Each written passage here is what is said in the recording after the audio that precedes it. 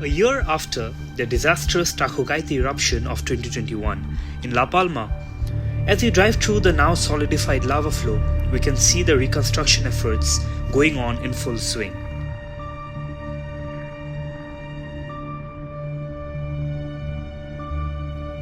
But heart-wrenching images of the destruction caused by the eruption can still be seen, reminding us of what had occurred here.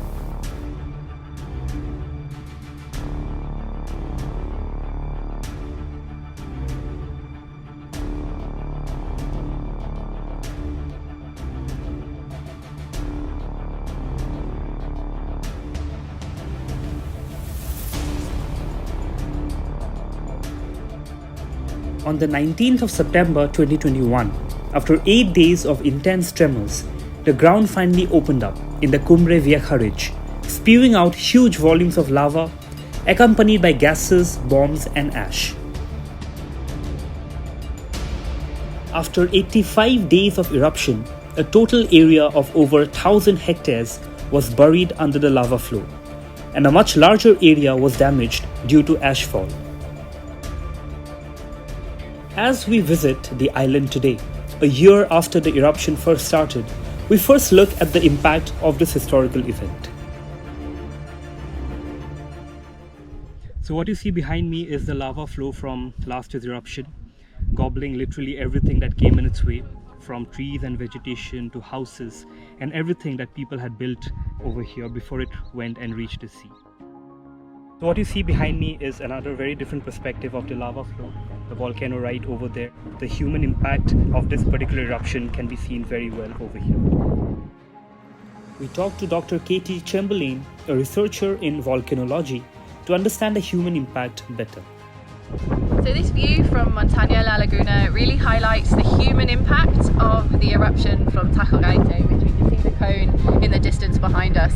We're looking out over the majority of the lava field, compare either side of the lavas, the bustling, very inhabited towns that we see either side. That would have been similar to what we would see in this area behind us had we not had these lava flows come and destroy everything that was in their path. Given the huge human impact of this disaster, we dig deeper to understand what the locals have to say regarding the management of the disaster by the authorities and the scientists. Yes, my name is Diego Andres Gonzalez. I live here in Las Manchas, and now I am working as an ambiental informator. My house is in Las Manchas de Abajo, in Cuatro Caminos, that is the name.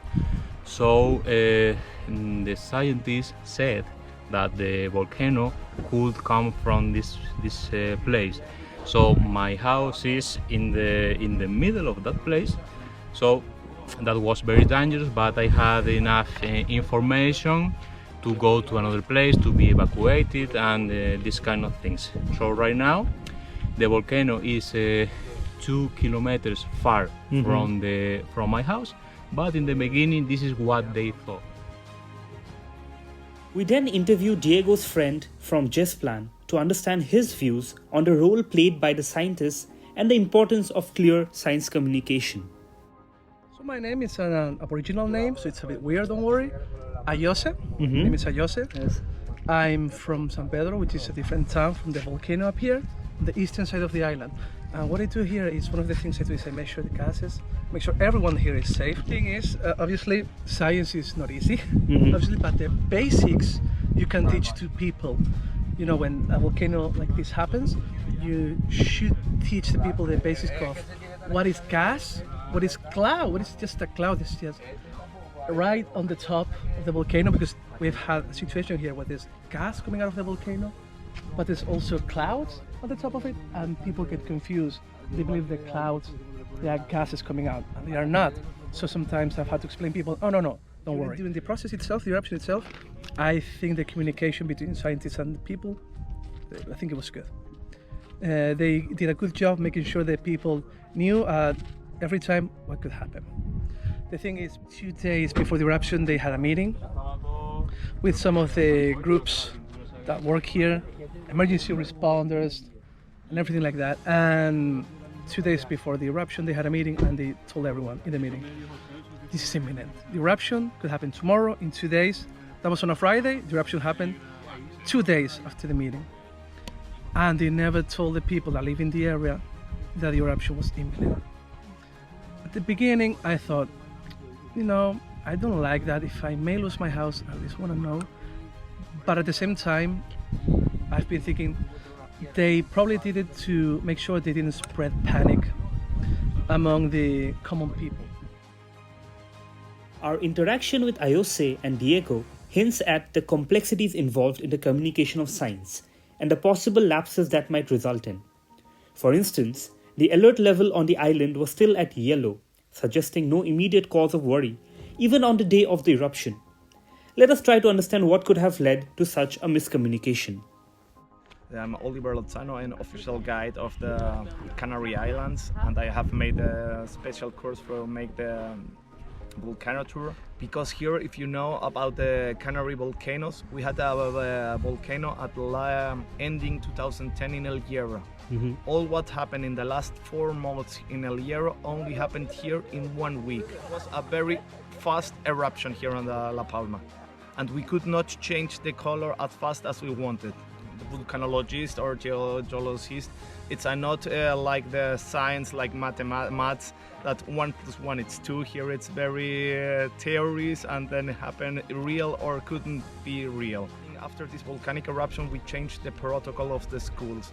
Firstly, we only make the protocol of fire simulation, but now started also to make the earthquake simulation. Before we studied the volcano, but only roughly, but now for the children they studied more for the volcanic origin of the island and change the children's lives.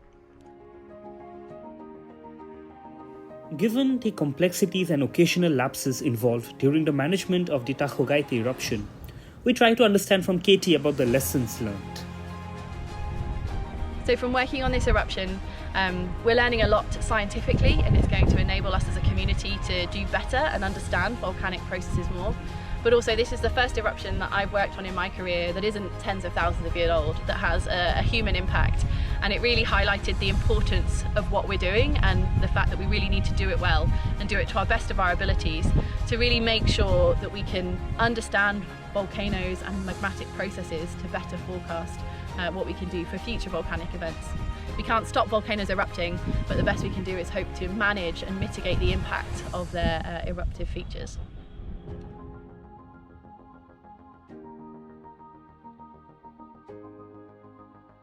Sharon Backhouse, director of GeoTenerife, has taken it upon herself to highlight the importance of science communication in disaster management.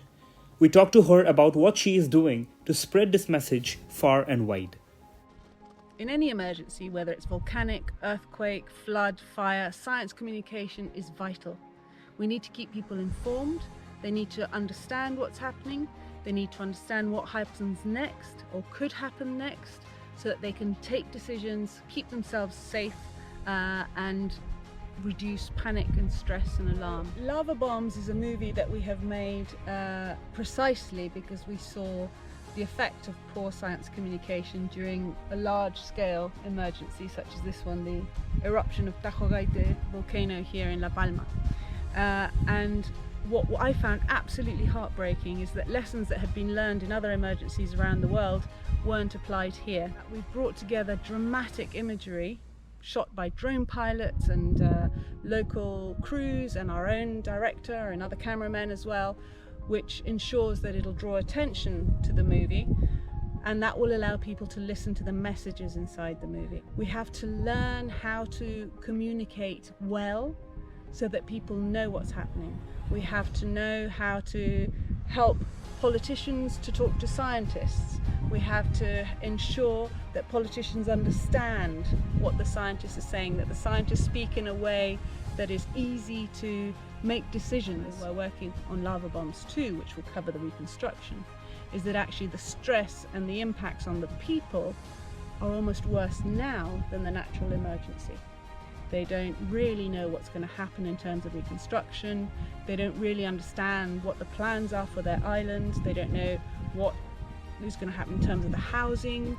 There's some emergency road access that's been built, but they don't understand if there's been some comprehensive planning put in place, and that's incredibly stressful. And